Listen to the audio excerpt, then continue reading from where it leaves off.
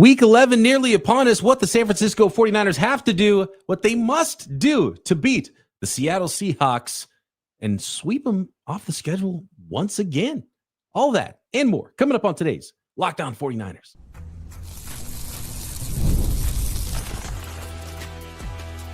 You are Locked On 49ers, your daily San Francisco 49ers podcast, part of the Locked On Podcast Network, your team every day.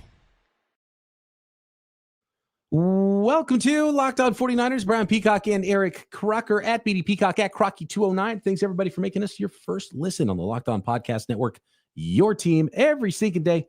And love all our everydayers, of course, who are with us on this journey, and appreciate all the new listeners as well. Welcome to the show. Subscribe on YouTube or wherever you are listening to this podcast. And today's episode of Locked On 49ers is brought to you by FanDuel. And new customers right now can start big with a huge return, because you can place a $5 bet and you'll get started with $150 in bonus bets at FanDuel if you win that first $5 bet. Just visit FanDuel.com to get started.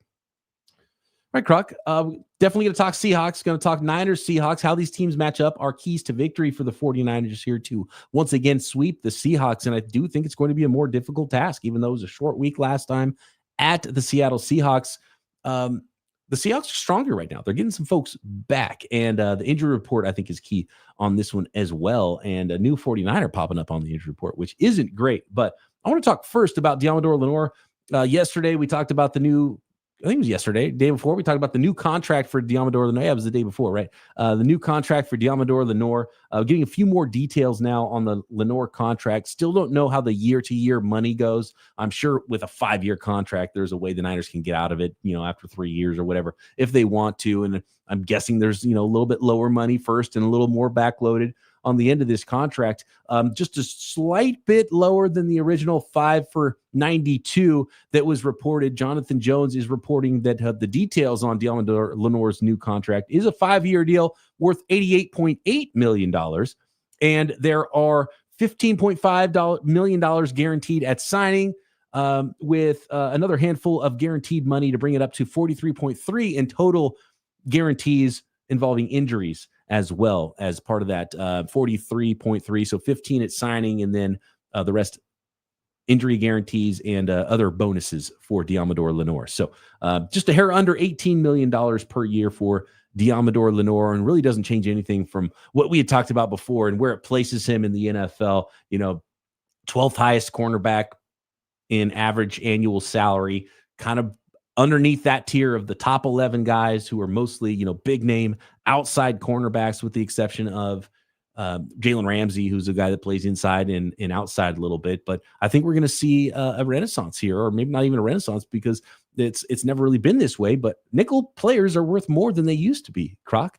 And I think Deommodore Lenoir is one of those early contracts where we're going to start seeing nickel guys paid a little bit more because they're too valuable not to. Well, I think the biggest thing this contract says, there's actually two things. One, they view him as more than just a nickel. They view him as a guy who is your outside cornerback in base packages and then can slide into that nickel position. And we all know the more you can do, the more valuable you make yourself to a team. But also, I think it means Charvarius Ward, you're out of here at the end of this season. So, obviously Charvarius Ward going through some personal things and, definitely praying for his family as he kind of works through all of that. He missed the last game because of it. But moving forward, I'm expecting Charvarius Ward to play well, do good things, but I do not expect to see Charvarius Ward back in a 49ers uniform next season.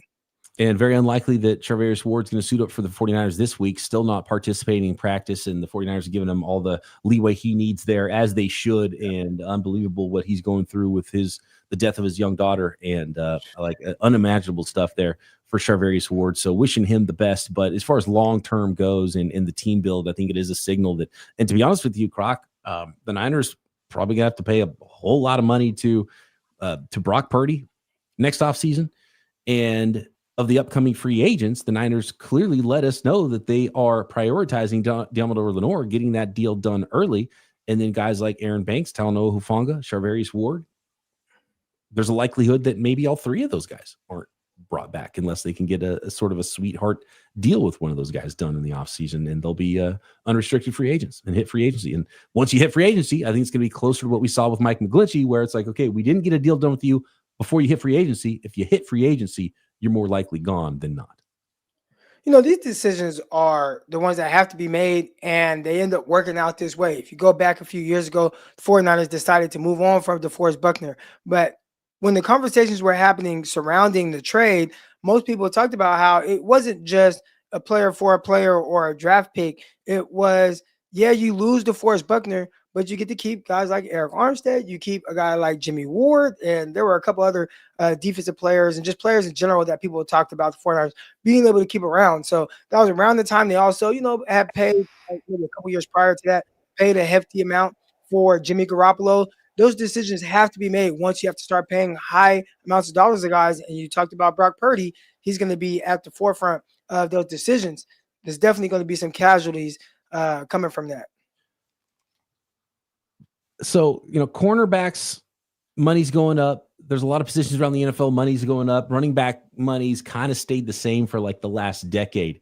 But you mentioned Jimmy Garoppolo, and I was thinking about this the other day. It's like Jimmy Garoppolo was the highest paid player in NFL history when he signed in the 2017 offseason. It was like $27 million a year, right? 27, 30. Wide receivers are getting that now. Like quarterback money has doubled. It's wild how some of the positions have just gone crazy. And obviously the salary cap going up, the NFL's in a good place. These teams are not struggling financially.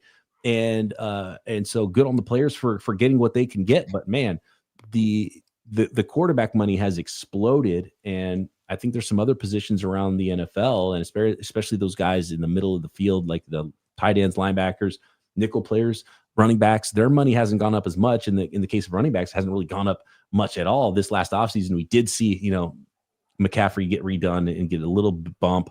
Guys like Saquon Barkley and Derrick Henry hitting the market. Those guys would have been the marquee free agents back in the day. And they still weren't that, even though they got a little bit more money than running backs have been getting. But I think we're going to start seeing more nickel guys get paid more because they're more valuable, especially if you can do more. If you can start at safety plus playing in the nickel, because the middle of the field is too important. And every time we talk about the 49ers and Kyle Shanahan, we talk about, well, your linebackers, your middle of the field players about to get eaten up by this 49ers offense. And there's not very many Fred Warners out there either. So it's not that easy to cover in the middle of the football field, Croc. And I think it's a valuable position. And I think tight ends are super valuable.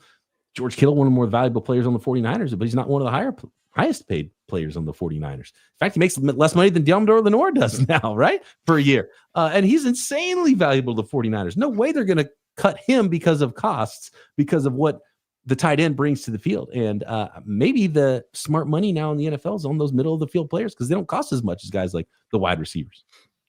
I wonder if the NFL can ever adopt like kind of a pay system like the NBA does. And I think that would help kind of keep some of the inflation down a little bit.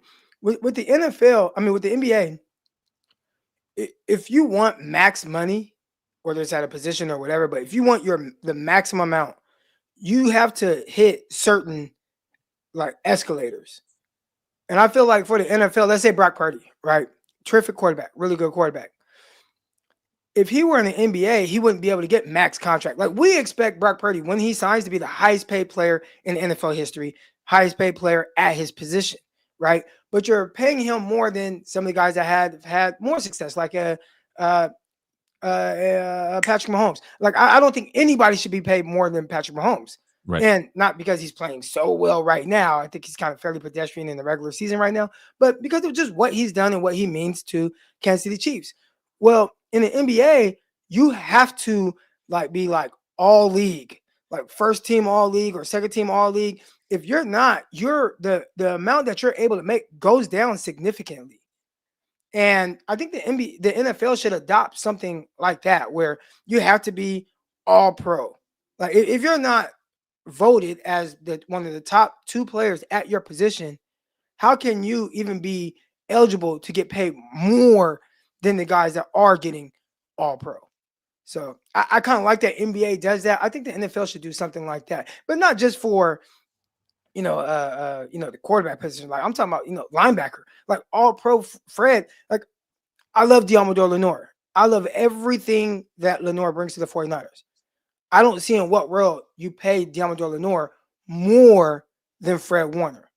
And I understand positional value and stuff like that, but I just don't get it. Same thing with Christian McCaffrey, right? Like, how does he make less than Deommodore Lenoir? Like, and I don't think anybody would say that. And that's not a shade at Lenoir. It's just, I'm just talking more so about just the way that the pay scale is.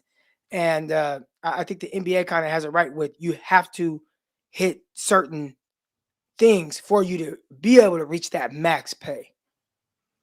It's almost getting to the point where quarterback money is just max money. It's kind of like, whatever. What's the number right now? Is it 55? Is it 59? Is it 61? That's the next guy up is going to get that. It's almost what it's become, which is kind of weird. Because Tua, like, in what world do you pay him $55 million? Right. Like, in what world does Jordan Love? He had a terrific second half of last season. How does he make over $55 million like a year for 8 games? And it's just like, well, that's the market. You got to pay him for that. I think the NFL, they got to do something about that. They did something about the rookie pay scale when the rookies were, Sam Bradford made $70 million coming into the NFL. They're like, we got to fix this. Vernon Davis was the highest paid tight end in NFL history the day he was drafted because he was a top 10 pick. That's wild. So they did fix that. There might be some ways they can do it. They don't need to suppress money, though, because the league is making a lot of money. But specifically with team building, I think is interesting. We're going to talk a lot about that with Brock Purdy. I want to talk about Brock Purdy and the guys playing quarterback on the other side for the Seattle Seahawks this week, Geno Smith, and more keys to victory. Injury report as well coming up for week 11 next.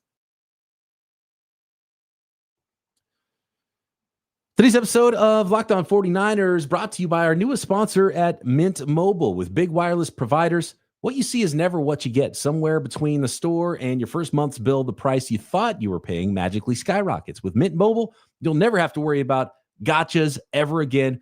When Mint Mobile says $15 a month, when you purchase a 3-month plan, they mean it. Say bye-bye to your overpriced wireless plans, jaw-dropping monthly bills, and unexpected overages. Mint Mobile is here to rescue you with premium wireless plans starting at just $15 a month. Ditch overpriced wireless with Mint Mobile's deal and get 3 months of premium wireless service for $15 a month.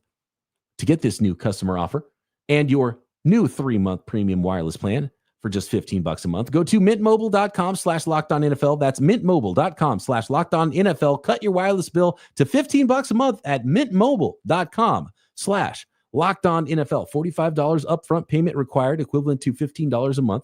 New customers on the first 3-month plan only. Speeds slower above 40 gigabytes on unlimited plan. Additional taxes, fees, and restrictions apply. See Mint Mobile for details. The next segment of this episode of Locked On 49ers brought to you by FanDuel, America's #1 sports book. Get ready to tackle NFL action with FanDuel because right now, new customers can bet $5 and get $150 in bonus bets if you win. The FanDuel Sportsbook app gives you everything you need to place live bets on the NFL all in one place. So when you get a hunch in the middle of the game, you want to check stats, you want to check live play-by-play, and so much more, you can find it all on the very same page where you place your bets and maybe get informed on the next bets you're going to make, maybe live in-game betting, weekly lines, props, next coach to get fired, coach of the year, all at FanDuel.com. So download the app and you'll get started with $150 in bonus bets if you win your first $5 bet. That's FanDuel.com. Never waste a hunch and make every moment more with FanDuel, an official sportsbook partner of the NFL.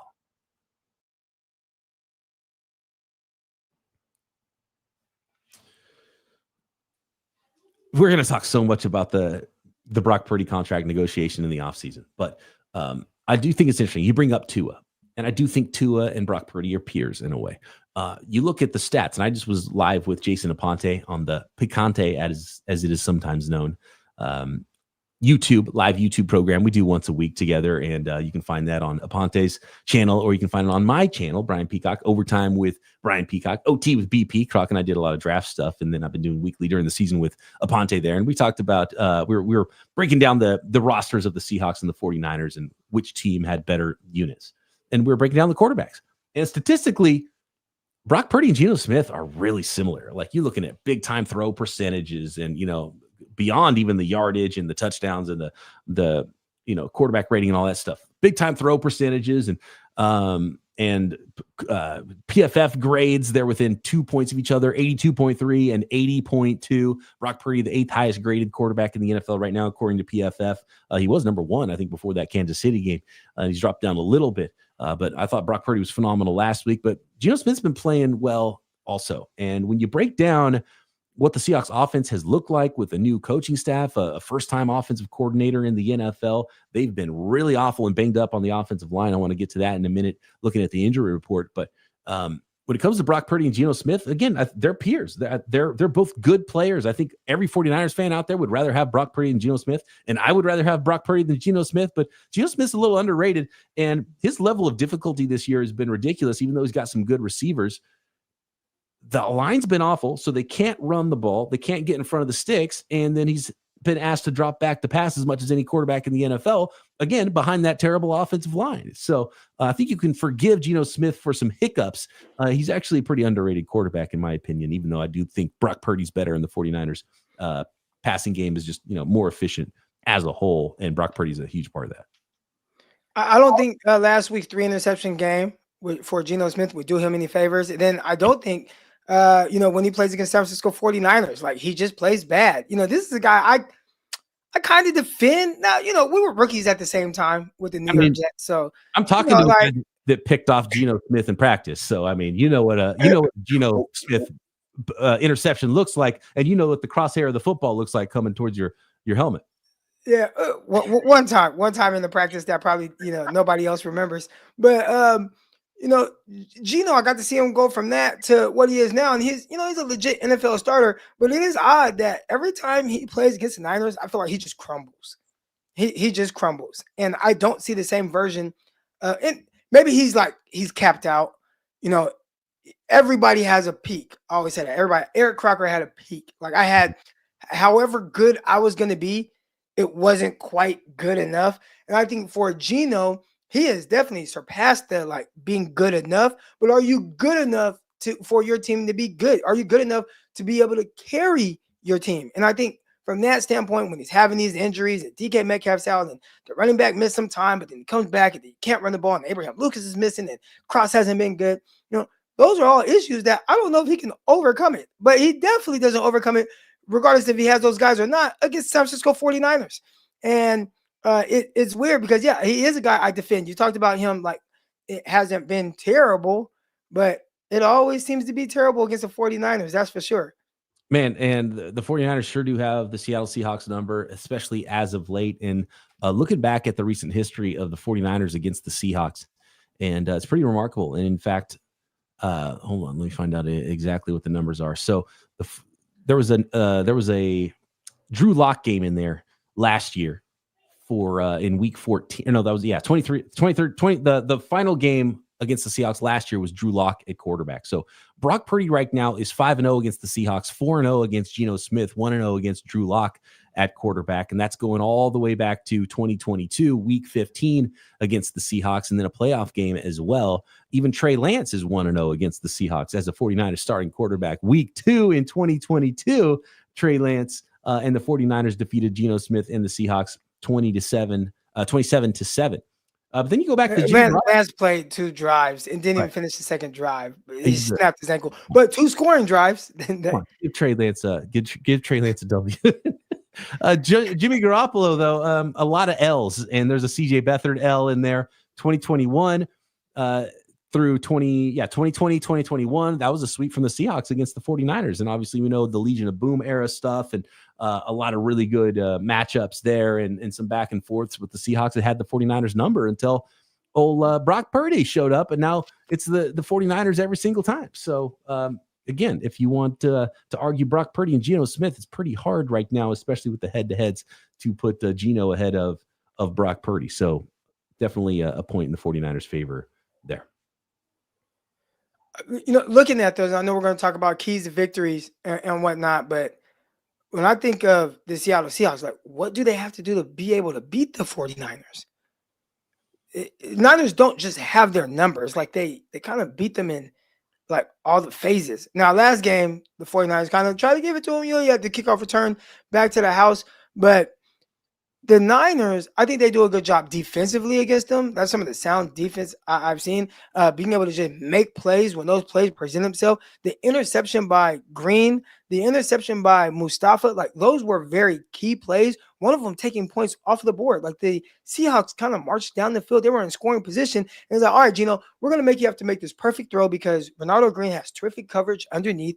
Now you have to try to layer it over the outstretched arms of him. Sells just a little bit. Mustafa right there. Boom. Let's take these points off the board.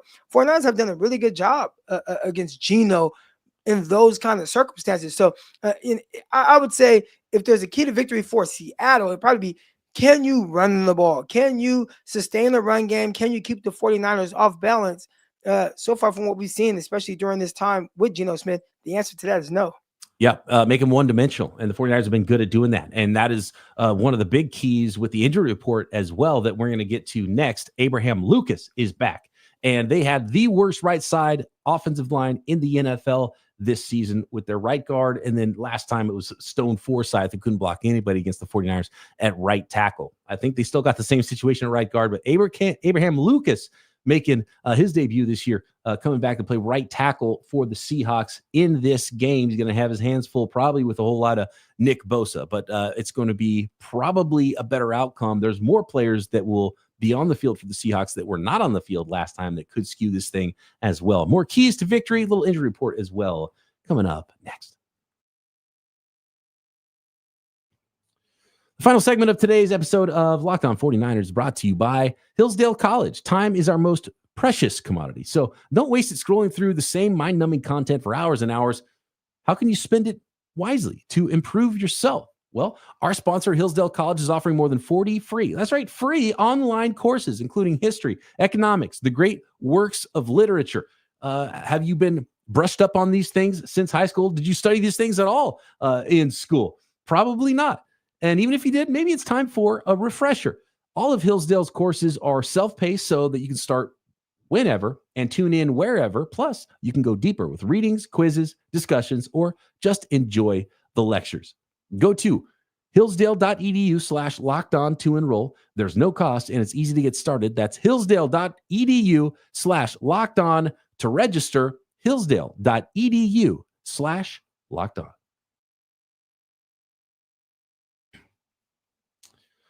So looking at the injury report, Croc, Abraham Lucas is going to make his debut back at right tackle, his rightful throne there at right tackle for the Seattle Seahawks, and really has been a nice bookend when healthy with Charles Cross. So that's going to be an immense help for the run game, for the pass game, for the entire offense for the Seattle Seahawks. But last meeting, the Seahawks not only had a really bad offensive line on the right side, they also had no pass rushers. Their rookie first rounder, Byron Murphy, who I think is going to be a really good player in this league, has already shown flashes as a rookie. Boye Mafe was out. He's limited in practice this week.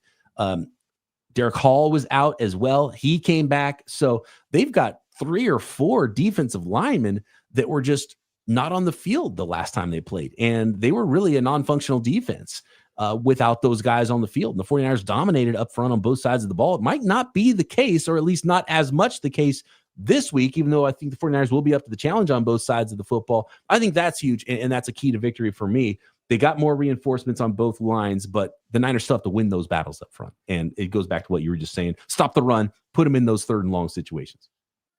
Yeah, stop the run for them, but definitely have a good run game for the 49ers. One of the biggest things you want to do, right? And if I'm a defensive coordinator, I'm a play caller, I want to be in control of how I dictate things going.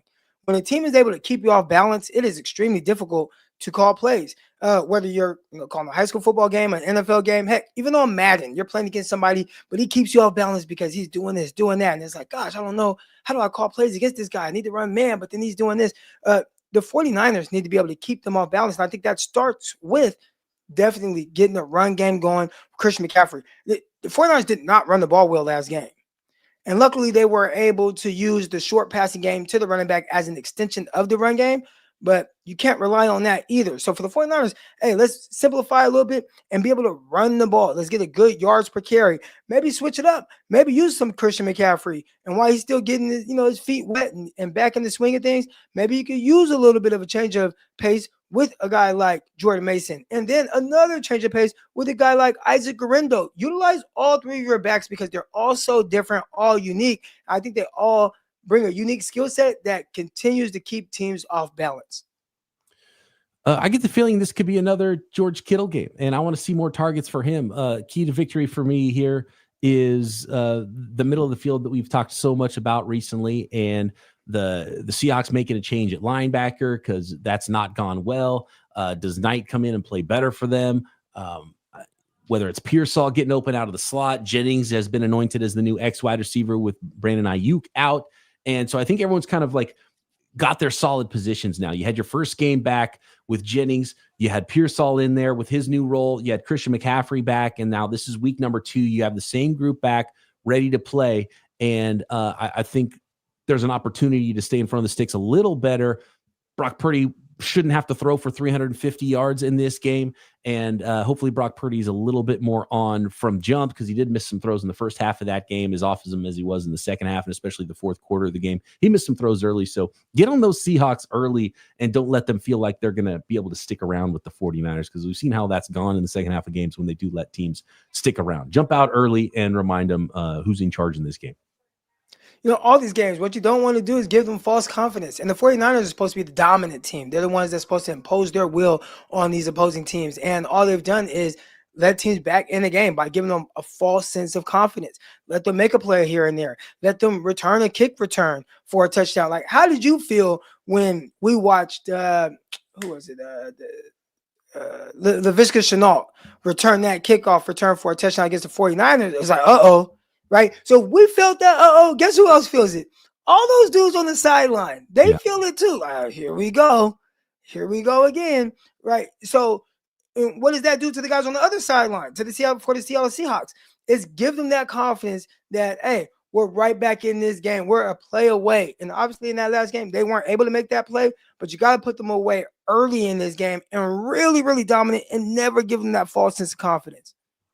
So I mentioned Juwan Jennings, and someone asked in the chat about Nick Bosa. And one of my keys to victory is let's not get more hurt during the week than we thought this team was going to be and have everybody out there, because Nick Bosa, again, did not practice with his hip injury on Thursday. I think he's going to end up playing. He'll probably get a session in on Friday. We'll see how that goes.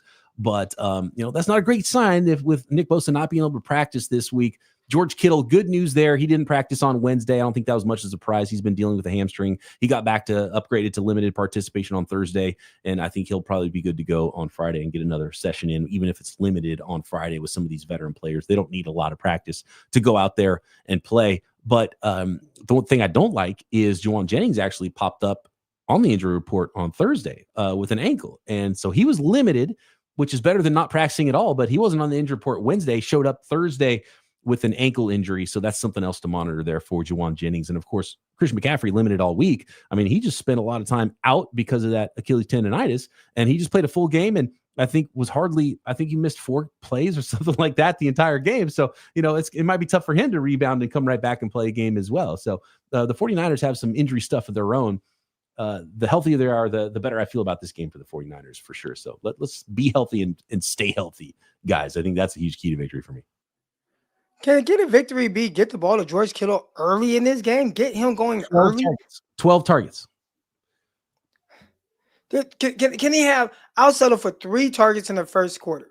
Now, again, that puts him on pace for 12 total targets, but just 3 targets, because I strongly believe just the more you target him, the more you're likely to just have a big play, have an explosive play. And the more you just be like, oh, no, we're not going to target him, I feel like it just makes your offense that much tougher.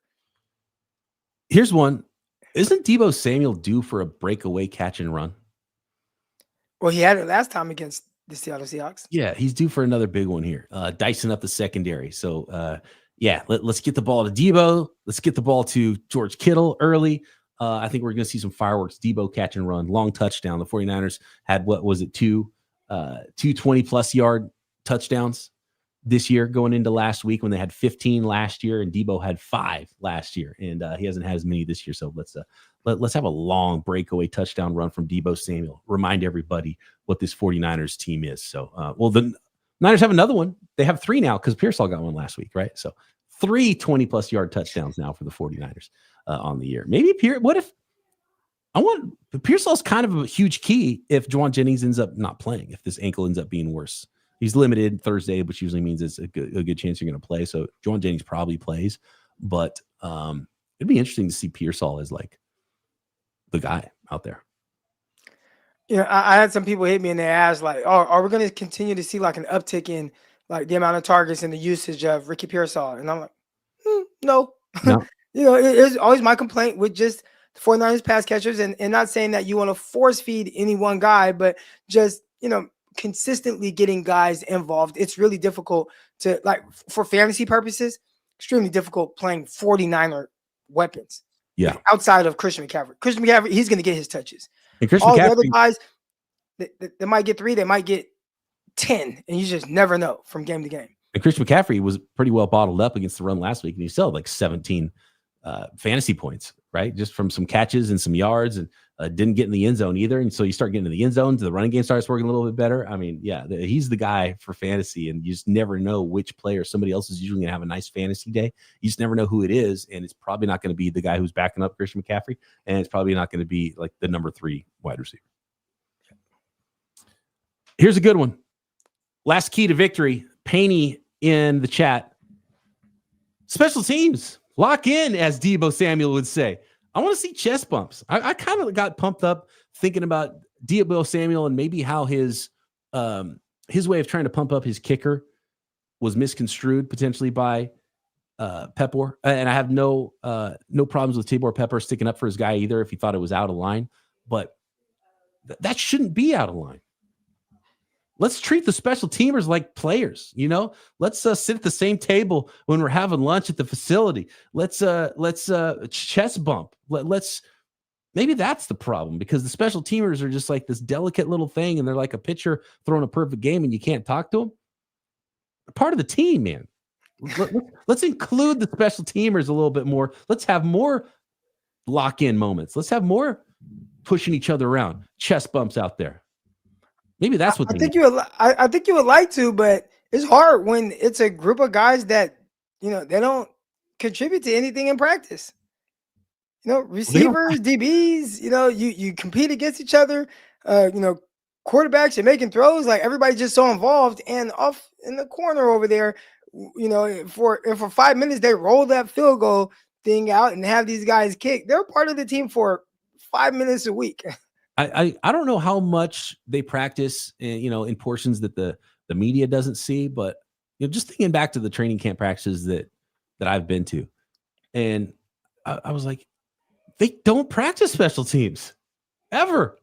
No wonder they're not at it. It's not like they're running down and guys are practicing that the what is it called? Not the gunner, the opposite of the gunner.